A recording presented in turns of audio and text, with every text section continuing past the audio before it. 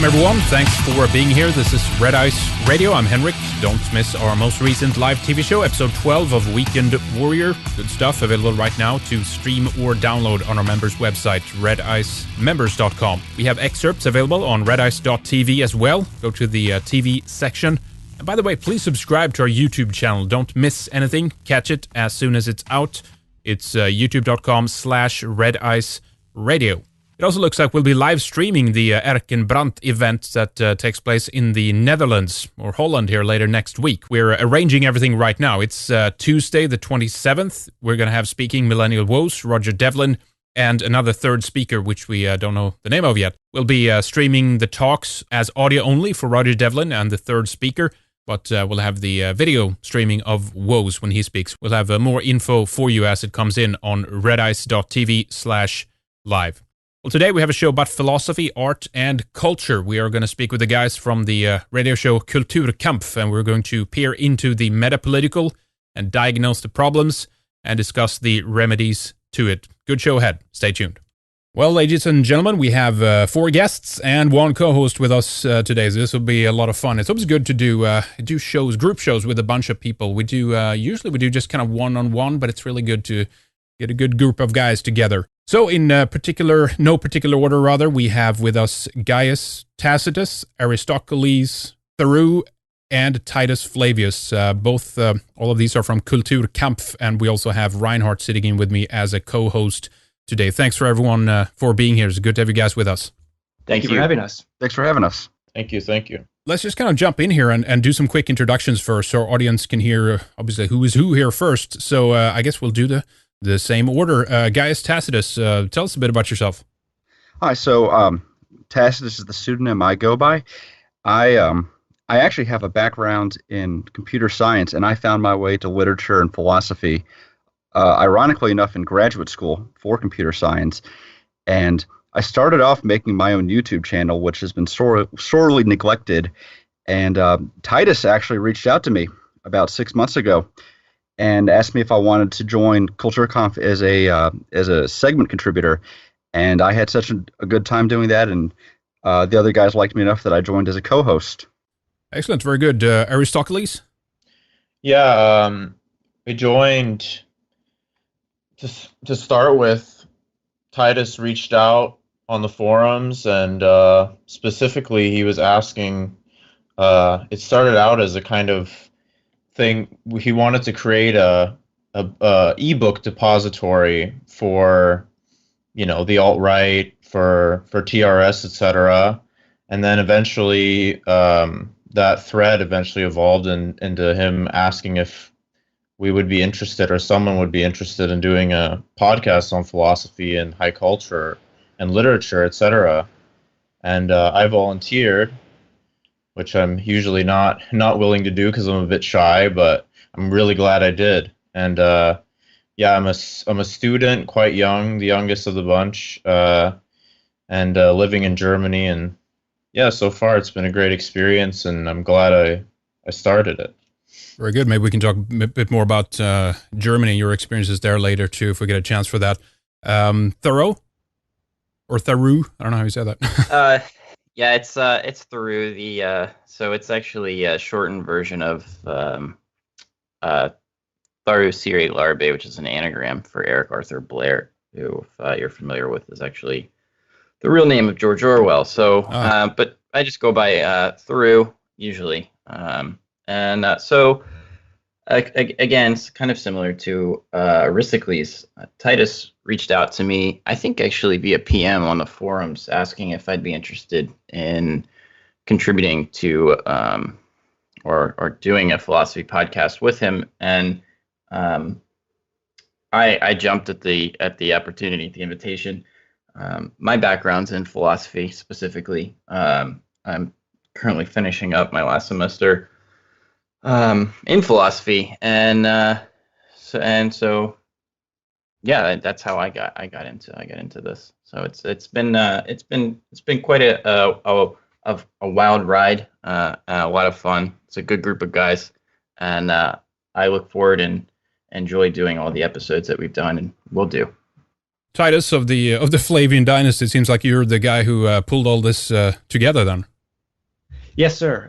Name's Titus Flavius. My background is in literature, actually, and it's one of the reasons why I wanted to start up a podcast based on sort of high culture and philosophy in particular. Is that it's something that I wanted to experience and learn myself, and I know that if I just sort of wanted to,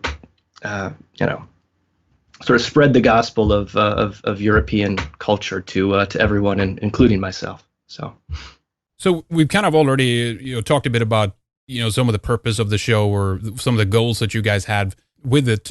Tell us a bit more about this. If there's anything else the audience should know in terms of maybe some of the things that you guys discuss in the show and kind of some of the other motives that you might have for pulling all this together. It sort of came about. I sort of hinted at that a little bit just a second ago, but Mike Enoch and Sven really started once the first iteration of the forum started, really starting to push the idea of TRS of not just being a site that has the Daily Show, right? They really wanted to create a platform for content, and sort of as shows started to start being produced, you had Fash the Nation and Fash Britannia. A lot of the shows that were being created were topical heavy, really focused on sort of the inertia of politics and whatnot. And I saw that there was an open market for things that are a little bit more eternal and a little bit more timeless, and that's rooted in sort of tradition and history and sort of something a little bit more ethereal than just sort of day-to-day politics, and that's sort of what I really wanted this show to be, and that's what we're doing. Yeah, sorely needed. It's a good initiative. I really appreciate that. Tell us about the name then. Bismarck's culture struggle. What's the relevance to today, or is it just a cool name? Well, the name is branding is almost everything, sadly, in today's day and age. But KulturKampf, as you said, it's a cultural struggle, and that's something that I think is a paramount a goal for us to achieve within the alt-right in turning back sort of leftism and multiculturalism. I do think it is an inherent cultural struggle, perhaps even more so than a racial one, to be honest. So I think it's a name that fits perfectly with what we're trying to do as a show and what the alt-right is trying to do in general.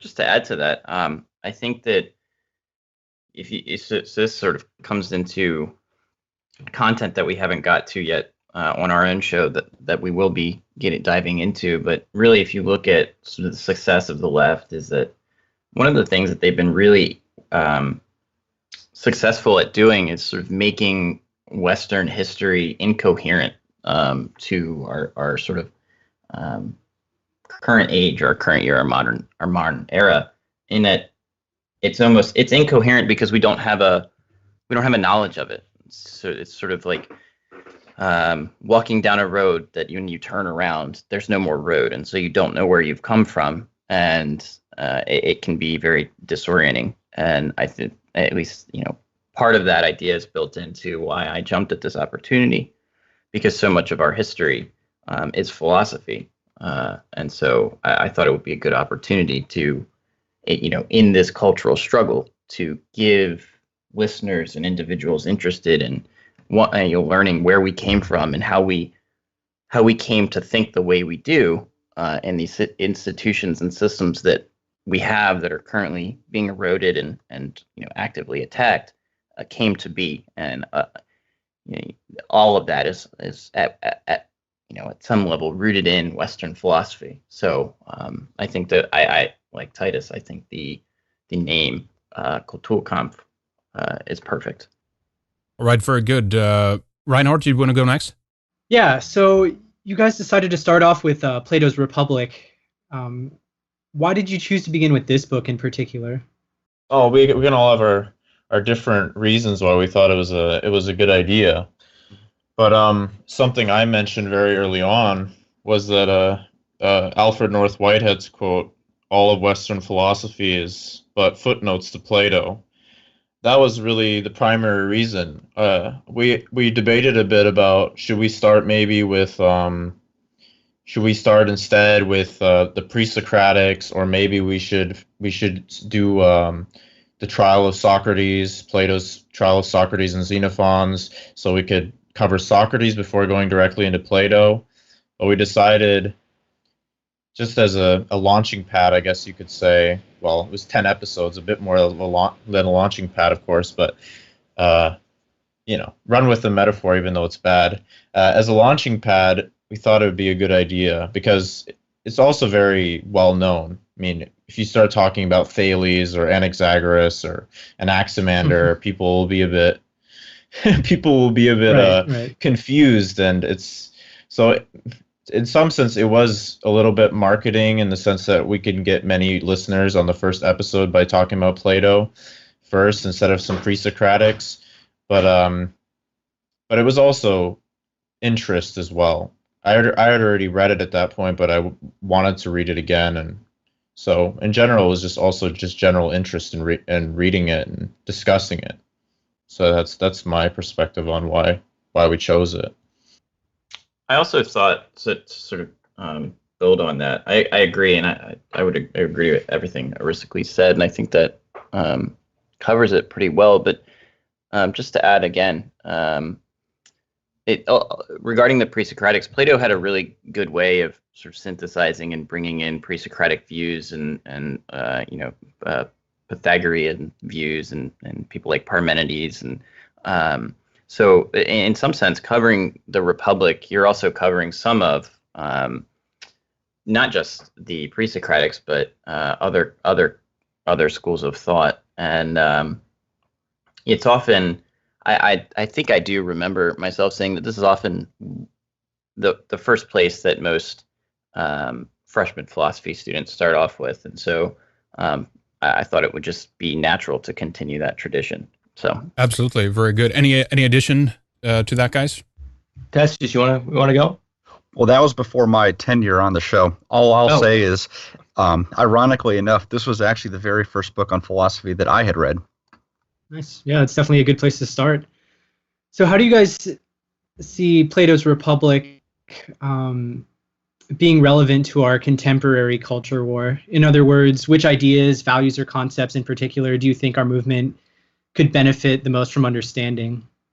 For me, book 4 in Plato's Republic is probably my favorite of the 10 books or chapters, and in it he sort of lays out an incredibly convincing argument for the need of hierarchy within a society, and not only the need, but that it's that hierarchy within a society, within a people, is a naturally occurring phenomena. So I think that's something that we should certainly look at, not only sort of in the broader outlook of our movement, but within our movement as well. Yeah, I mean, there's so many good things that we have coming to us from Western historical, philosophical, the culture environment. Basically, we have it's such an incredible, rich tradition to kind of go into, and let's face it, a lot of this has actually been neglected, and people who get educated today, or that's on a very dumbed down level, and that's something we can go into a bit more later as we kind of describe some of the problems, basically, right? Of this lies at the foundation of why you guys do what you do. It lies at the foundation of why we do what we do. We're seeing the Western tradition, the Western world is being destroyed in front of our very eyes, and we need to discuss that a bit. But before we go into some of the heavy aspects of that, give our audience an idea also of what some of the other people and philosophers that you guys put focus on. I heard a couple of shows on Aristotle, Machiavelli, Locke. Tell us a bit more about some of the other people that you guys find interesting, and if there's others or which others you want to talk more about in the future. Oh man. So this is always a problem in philosophy specifically, is that there are so many great authors, not just from our contemporary or near contemporary era, but even from the ancients. Probably one of my favorites is Cicero. And we did an episode on Cicero where actually Jazz Hands McFeels from Fascination joined us. He's also a fan of Cicero. As far as philosophers that we are focusing on, I don't have it up in front of me, but I know that we're definitely going to be focusing on Kant, and here we go. Herder, Hegel. I'm a big fan of Hegel, actually. So that's sort of me, sort of entertaining my own interests. Fichte, Schelling, De Maistre, Burke, and Carlyle are some of the ones that are coming up in the near future. So within the next couple of months, and it's a tough question to really sort of get at, to be honest with you, Heiner. You other guys, any thoughts on that? For me, first I'll just talk about what I'm reading right now that I find really good, really interesting, and philosophical, of course, is Peter Sloterdijk. He's a contemporary German philosopher, and he's highly influenced by Nietzsche. Very interesting, pretty tough read if you're not into philosophy. So I wouldn't recommend it for beginners. But if you're well versed in 19th and 20th century philosophy and you have read most of Nietzsche's works, it's definitely approachable, and I highly recommend it. And of course, apropos what I was just talking about, Nietzsche, of course. Nietzsche is someone who I think everyone on our panel respects very highly, and we're looking forward to, we're probably going to do at least 4 episodes on Nietzsche in the near future, or in the coming future. Obviously, we have so much stuff to get through. And then, of course, we have to talk about the postmodern theorists, Lyotard, Deleuze, etc. It'll be maybe a bit of a pain. It's a personal pet project of mine to read a lot about them, because I actually find some of their theories interesting. I know, awful. But we have to get into those, obviously, because those are incredibly relevant to our contemporary malaise and issues we're having in the Western world. So, yeah, that's my 2 cents on it. Well, I will say, just that, so if I can redeem myself a little bit from that terrible response, we will be focusing quite heavily on a lot of early postmodern and postmodern, as well as the Frankfurtian quote unquote philosophers or theorists, because that's really the genesis of a lot of our problems today. And as despicable as they are, for some of them, you have to, it's the old adage, know your enemy or know thy enemy. And so that will be one section of modern philosophy that we'll be focusing on heavily, and really sort of deconstructing the deconstructors.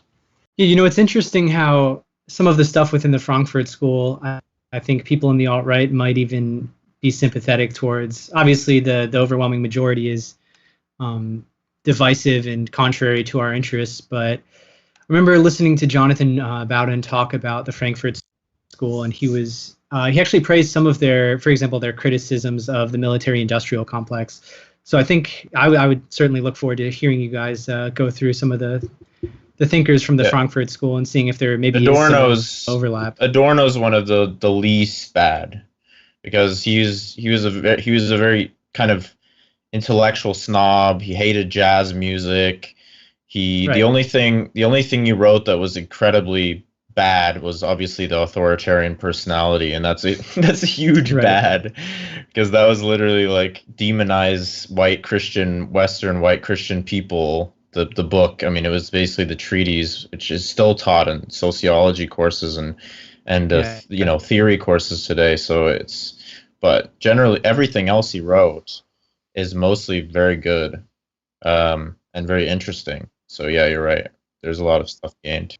Adorno is also the guy who came up with the F scale, by the way, the personality test to measure how fascist you are. Yeah, the F and the E scale, yeah. very objective. You do see that. Actually, I wrote a somewhat of a lengthy essay on Rousseau of all people, and how he could be somewhat of an ironic ally to the alt-right with some of his criticisms that he lobbies at in his time was current day Geneva and France, and he talks about the erosion of the masculine spirit, and society being denigrating to the human condition. And so there are, he goes a totally different way with it, but there are some interesting critiques that you can glean out of some of these people that we traditionally look at as sort of philosophical enemies or hostile to our own ways of life, that present themselves as sort of a launching pad or springboard to ideas that we can create to come to, the defense of our own people and our own culture and history. Right, and I think that's one thing that draws people to the alt-right is we certainly understand who the enemy is, so to speak, but we're capable of looking at leftist like intellectualism without being completely polemical. We're able to appraise it in a more objective manner than I think the left, especially the contemporary left, is capable of doing with our side of the spectrum today. Yeah, you bring up a good point.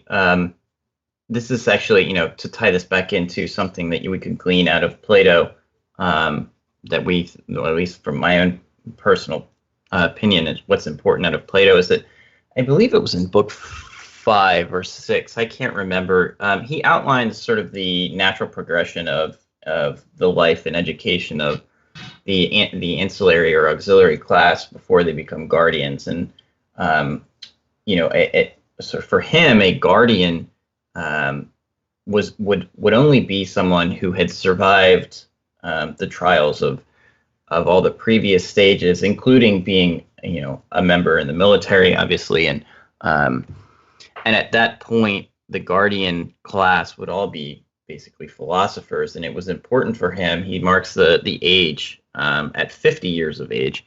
That at that point is when really the philosopher was ready to sort of go out into the wilds of philosophy, so to speak, and engage with all sorts of areas of thought, and not sort of fall into a lot of traps. And one of these things, and I think this is important for and relevant to the modern day, is immediately when you're a budding, bushy-eyed 18-year-old going to college, and you've got a professor throw some critical theory at you, or some debunked Marx at you, you get caught up in this, and you say, oh, this is this makes a lot of sense.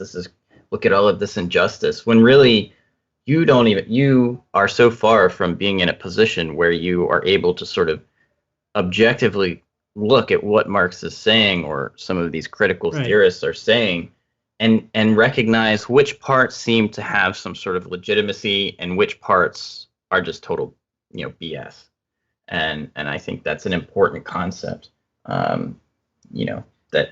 Yeah, definitely. And that whole process is further compounded by the fact that you're hearing essentially the same narrative within every class. It would be one thing, if one teacher was teaching Marx, but when every teacher is teaching Marx, you're not hearing any criticisms of it. You think that this is what the smart people think. I should think this as well.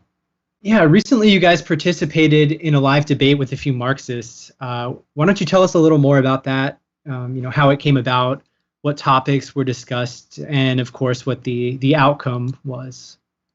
Well, the outcome was absolute total victory, which was very nice.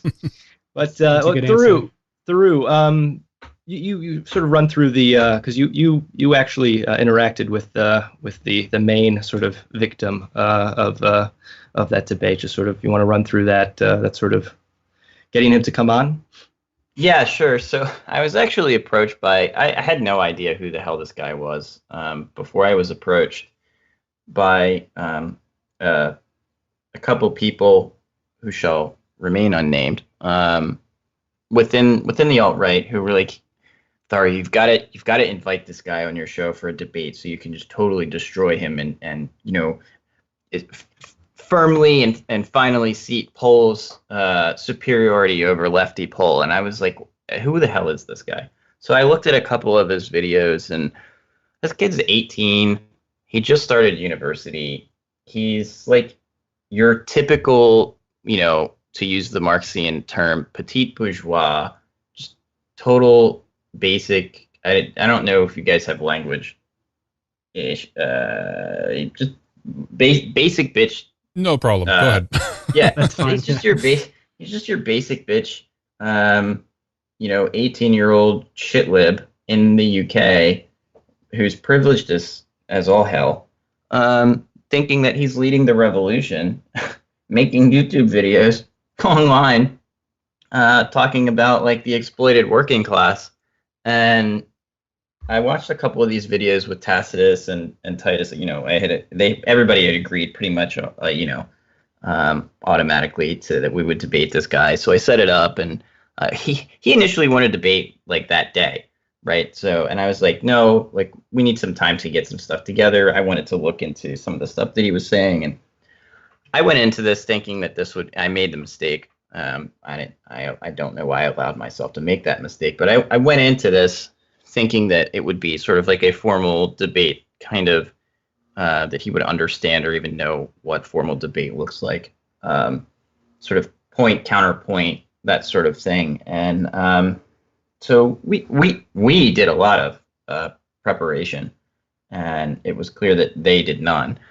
And so the day comes, and he's got three of his friends, two of which weren't even Marxists, and both didn't think that Marxism was practical. And so we were debating the practicalities or the practical implementation of Marxism in the current era. And two of them didn't immediately were like, well, we don't actually think this is practical. And I wanted to say, well, what the hell are you doing here then? But I just sort of let it go. Right. Mostly because at that point I knew this whole thing was just going to be 2 hours of walls. And it was just essentially that debate was just your literally every stereotype that you could think of a black person rolled up into a Marxist who didn't know anything, totally derailing every question that we couldn't even set up any sort of syllogism to then get them to answer so that we could again get them to contradict themselves, because this guy would interject and be like, well, hold up, wait, I'm just sitting here trying to figure out the librarians and shit, and this and it was 2 hours of just total cringe and lulls. And honestly, we didn't really have to do much work they did it all for themselves. And one guy was like a transhumanist, jerking himself off to his own transhumanism, and another guy was a Hegelian, which actually would have been an interesting discussion, but you couldn't have a discussion because you had this 18-year-old who didn't know jack shit about either his own supposed philosophy or the world, and this black guy who just would moan and ramble on about shit that just was not even relevant.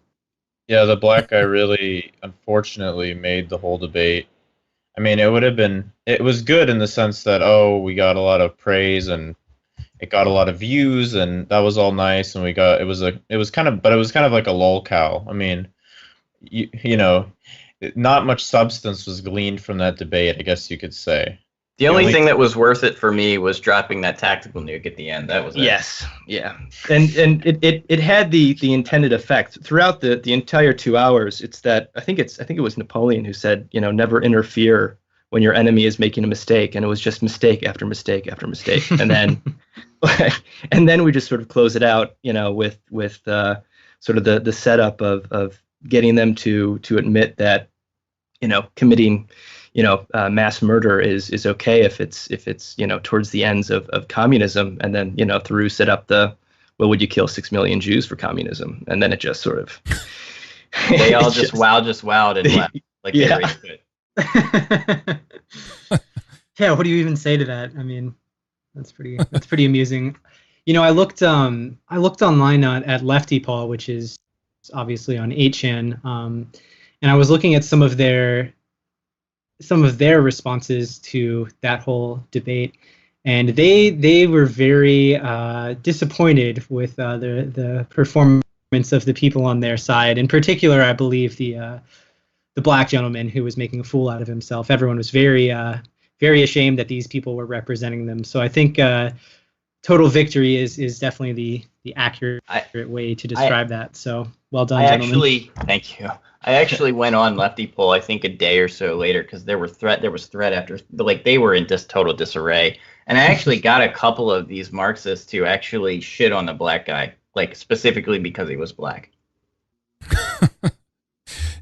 Guys, why do you think then that the kids are attracted to this, right? Because the teachers, the whole environment right now is kind of, it's a big setup. It's almost like they've used this kind of like this is some kind of secret that you learn when you're, later in life, right? When you're 17, 18, 19, maybe even earlier in some cases, that all the problems in the world are going to be solved if we just implemented this kind of this type of Marxism or this type of communism. This is kind of how they've skewed the whole educational field. These cultural Marxist professors, they've kind of taken over this. They've found a kind of an outline that seems to work. But the main question I have for you guys is, why are kids attracted to that as opposed to something else? Is it just the old attraction to kind of the revolutionary spirit, that somehow this goes against the grain, they think, so therefore it's cool?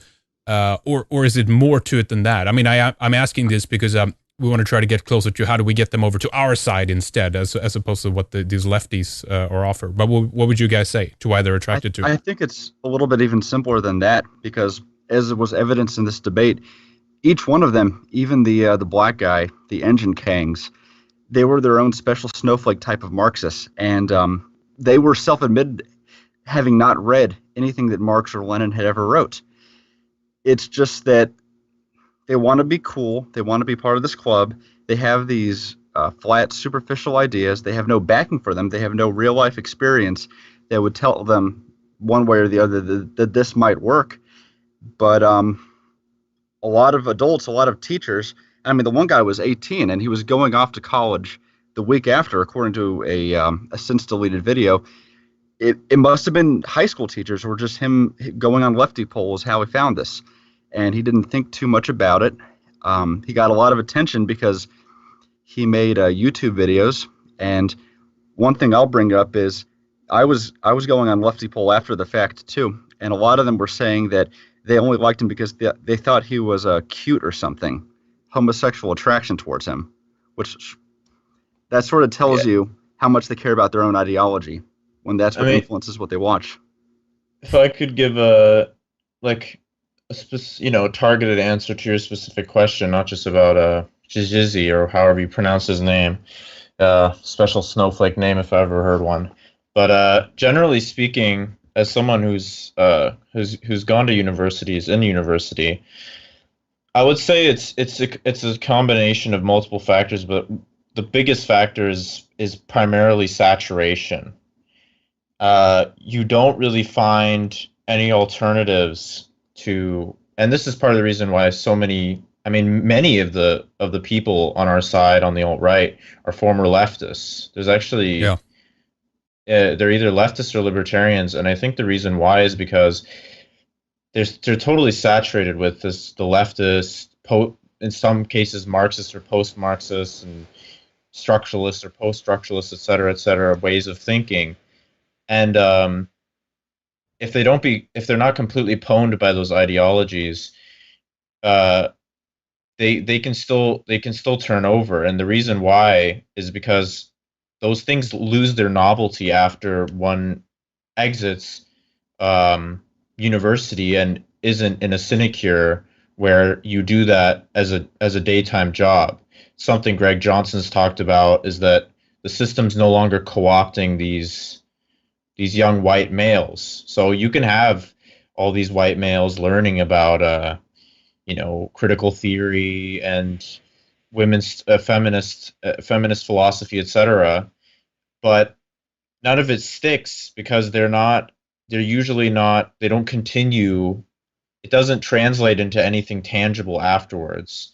And so maybe they learn a lot about it and they're interested in it.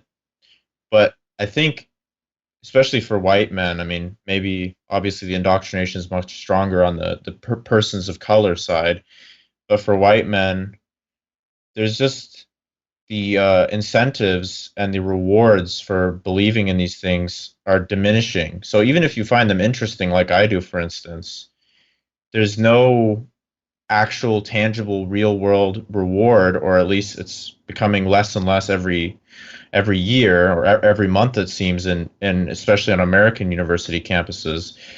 You're left in a prostrated position. Maybe you can have some feminist girl who pity fucks you occasionally because you believe these things, but other than that, I mean, we don't want those kind of people in our movement anyways, people who actually think that's acceptable form of compensation.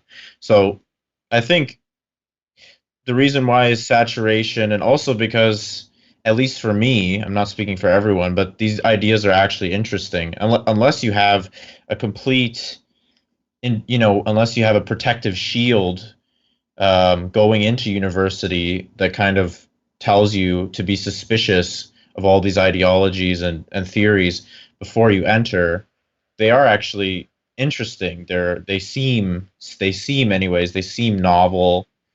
They're also easy ways of explaining the world, explaining why things are certain ways, why there's injustice in the world.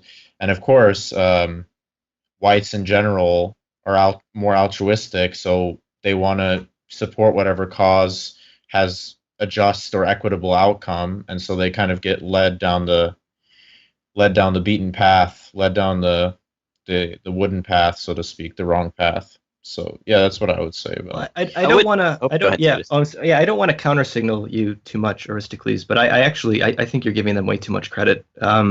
I don't think a lot of them actually read the theory, as we sort of witnessed in the debate. I think the draw is certainly sort of social pressures of professors and whatnot. But I think it's sort of the same reason why a suburban kid from a bourgeois household goes into punk rock. I think it's a form of rebellion that is socially acceptable, and I think that's one of the main reasons why people sort of fall into that sort of frame of thinking. So I'm going to give my special snowflake reason why I think, and I think that there's actually a grain of truth in all of these. Tacitus was quite cynical, and Aristocles was kind of descriptive. I think that, so if you think back, before you go back, we'll use Rome or Greece, for example. The age that everybody went and fought wars, the men at least, was about the age that you go, or a little earlier, into university. And I think that specifically for Western European men, white men, around that age, I think everybody wants to, this is sort of my lofty perspective. Maybe I might be giving them too much credit too, Titus. But I think we all have this desire to sort of fight the good fight, to sort of seek out honorable opponents or honorable enemies, or enemies worth our attention, and fight them and sort of prove to ourselves and to others that we are worthwhile. And I think and this sort of goes to Aristocles' point about saturation, there's nothing else offered. And so this is sort of presented as the only battle, the only war that there is to fight. And I think that it is so insidious because it appeals to this sort of, I hesitate to use the word innate, but this sort of innate feeling that we all have, most of us, I think we have, when we get to that age that, we need to prove ourselves, we need to test ourselves and know our limits, and we need a formidable challenging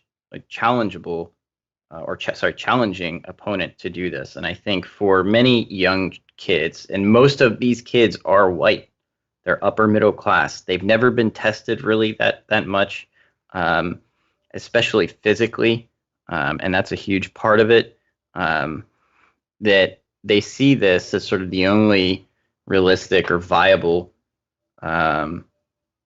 possibility that's being given or presented to them.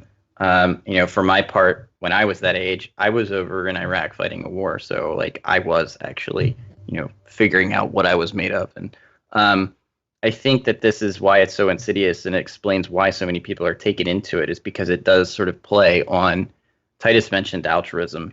I think it's a sort of this, if it's not innate, it's been bred into us through 2,000 years of combat, that we need fights and we need challenges, because that's what gets us lives. That's how we prove ourselves, and that's how we pass on our lineage. That our lineage is even worthwhile to pass on is that we survive fights and we make a name for ourselves. So that would be my sort of philosophical examination of it. So the drive, so to speak, is correct, for the lack of a better term. It's of an honorable quality to a certain extent. They have a sense of duty, maybe even a drive to improve the world. There was other situations in the past when young men, as you said, they went out into battle, or they went out to sea or something like this, right? And so the lack of these things, to a certain extent, in our society, is causing people to go into this level of kind of politics, of trying to improve things. They think that this is somehow going to make the world a better place, right? Yeah, I think that most of these people, when they first get into it, kind of like Zizi, they genuinely actually think they're doing good, or they mean, or they hope to do good, and they have sort of this noble intention. You do see with more committed leftists, anarchists, Marxists, nihilists who are in the left, who have been in the left for a long time, quite high rates of despair. They're very depressed. And so you get this sort of weird sort of dynamic where all of these people going in are sort of, for lack of a better word, hopped up on, their own delusions of grandeur, I should say, or their desire to do good and to fight a noble fight. And then it goes on, and they sort of see the writing on the wall, but they can't really admit to themselves that the fight that they chose, or what they were presented, was the wrong one. So yeah, I think that, and this is good for us, because if, for those of us fighting for Western civilization, or fighting to retain its memory and forge something new, I should say, we can work on that. We can appeal to that if we can present ourselves as the alt-right, or whatever. If the alt-right becomes known as something else, it's sort of like the noble alternative, and the true alternative, as if you were a white Western man or woman. This is the fight that you need to engage in, and the fight that will allow you to sort of continue your namesake and your legacy. And it is a worthwhile fight. This is a fight worth fighting. So we have this aspect of the underdog weaved into this, which kind of is a concept I've never really liked, to be honest. But yet I understand the draw of it. I understand the pull of it. The underdog specifically, the reason why it's become so popular, especially there's been studies done on this. Maybe you've heard of it, but basically tracing the idea. It's kind of an intellectual history, academic study of the idea of the underdog, and especially in the U.S. And basically, they found that it was primarily came out of Hollywood, of course. Yep. Well, that's all you really need to say. Yeah. I think most people in our circles can kind of extrapolate from that where that came from. And of course, it's always been present to a certain extent. Of course, everyone, because they see, maybe due to resentment, class envy, call it what you want, they see themselves, the have-nots or whatever, the masses, they see themselves in this up and coming, this challenger, right? You use a historical example, Spartacus, for instance, or something like that. They see it as empowering, and that's always been a trope in probably almost all civilizations. But the accentuated and exaggerated nature to which that kind of archetype, I guess you could say, is worshipped in the West is primarily because of that. Sorry, I didn't mean to interrupt you. It's true. I mean, it's a Jewish invention altogether. You can even see, I recommend people to look at Hollywoodism, the documentary that kind of traces the origins of Hollywood, and this concept of how they're talking about a shadow America that they kind of invented and how this role, which primarily kind of put forth this idea of the underdog, was the overpowering image of what many Americans came to identify with. Really interesting documentary that details that. But back to my initial point there, whether we like it or not, or whether we, we can see the true origins of it, maybe there's still something to the fact that we can maybe work with that as opposed to against that. So my point would be, if there are any underdogs, true underdogs today, it wouldn't be these Marxists who think that they're challenging the world in any kind of capacity. It would be us that are the true underdogs. This is something we can work with. Absolutely. So I'm not sure how familiar you are with Nietzsche, but essentially you see this, everywhere Jews go. They take traditional pillars and they invert them. And Nietzsche calls this the slave revolt of morality. And for him, that was what Christianity was for traditional European society. And so again, to your point about Hollywood, about the underdog, the underdog is the one who's by all right should, I hesitate to say is inferior, but at that current point in time is the one who's losing the fight. And so people are made to sort of think that, well, the one who's losing should actually win, right? And so we see this kind of perverted mentality with people like Justin Trudeau, who say, if you kill your enemy, they win. It's this total inversion of just logic and just common sense, and they do this everywhere they go, and it's sort of a slave revolt, and we can see it in gender roles, and it's basically everywhere. Once you sort of read that part of Nietzsche and you see it, and you're like, holy shit, you start seeing it everywhere. We can see it in talks about this too. Yeah, we can see it in the 2016 election. Just this last week, Hillary Clinton's pneumonia is a sign of her strength, right? She can fall and collapse on the floor, and that's why we need her as president. Yeah, it's the nobility of the suffering of the leper. I just wanted to say real quick, just for intellectual rigor's sake, because this is something I conceded in our Marxist debate, which I do think is true, and I'm sure some people would disagree with me on the alt-right, and that's fine. But I don't think that the left, the kind of hardcore leftists, really who still believe in Marxism, I don't think they're the ones in power today. I think, and you can just see this by how, you could say, okay, they always want to feel like they're losers, etc. But I really do think that they feel like the world's kind of gotten away from them, in a very similar fashion to what we do. And of course I'm talking about here very hardcore leftists like Alain Bedouin, Zizek, etc. They don't think the world's in their control at all, and they're correct in a certain sense, because radical ideologies rarely can achieve kind of hegemony, right? What we have today is a very watered down, lukewarm, compromise, I guess you could say, compromised leftism. And a lot of leftists, especially hardcore Marxist types, they're correct in a certain sense when they say that, it's out of their control, that they don't have any control. Of course, you can make the implication genealogically that their ideas have great influence in that, but of course it's not good enough for them. And I agreed that it's true that the hardcore, the far left, you could say, or whatever, don't have very much power. Of course, they have much more because they're not hunted down and they're not prosecuted like we are. But in a sense, that almost gives us more power, because the radical left today is kind of considered harmless. Some of their ideas trickle down into the academy, but nothing that will upset the social justice warrior, neoliberal drones, right? And hardcore radical ideas, whether left or right, are upsetting. They're perturbing, and yeah. So that's just what I wanted to say, just for the sake of intellectual. Hi, do you mind if I jump in and add on to that? No, go ahead. He's got a really good point. Aristocles, I think you've got a good point there and some good insight. And if you guys haven't listened to it yet, it's a decent episode. It's actually a good episode. The recent Daily Show episode with Spencer.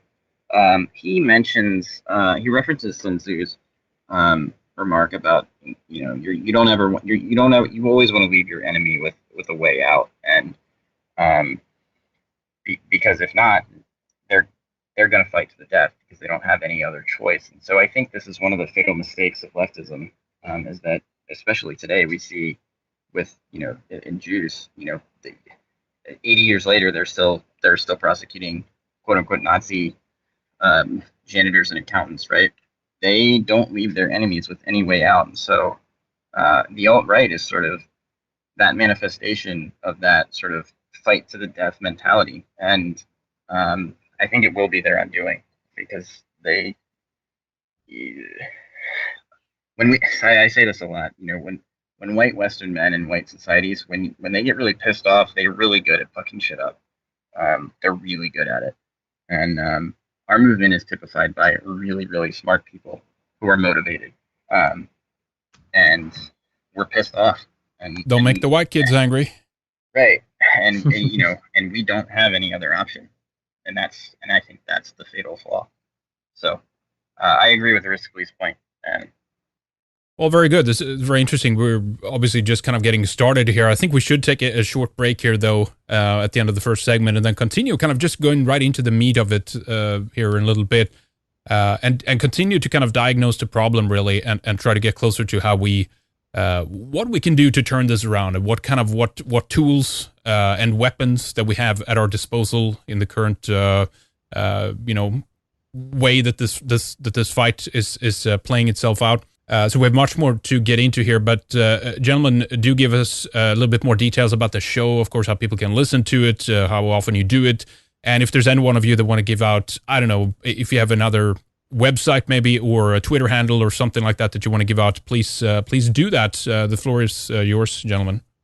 So I did start a supplemental website for the podcast a couple episodes after we started doing the podcast. You can find that at www.KulturKampf, spelled just like the show name is.